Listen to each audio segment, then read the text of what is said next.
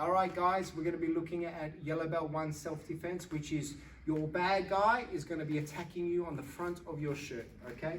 So the first one we're going to look at today is an arm lock, which you learned at white belt, but we're going to see how we apply it here. So as the bad guy grabs me here, what I want to do is take my free arm and I'm going to swing it over, and I want to grab just on his hand, just near the pinky finger or underneath the pinky finger. From there, I'm going to start to twist the hand over. My forearm is going to go onto his elbow, and then I use both arms and my body to leverage down. Now you see as I finish this one, he's got his palm facing up, which is really, really important. So once you're in this position, rear leg knee strike, hop, and then you can get back to creating free space again. Hop! And now we're going to show you how to do the rolling wrist lock.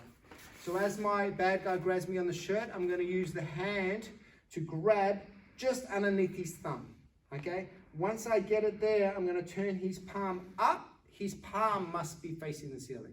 Now my other hand is gonna come in with the same exact grip, so my thumbs are touching at the bottom. So your grip is gonna look very similar to holding a hamburger.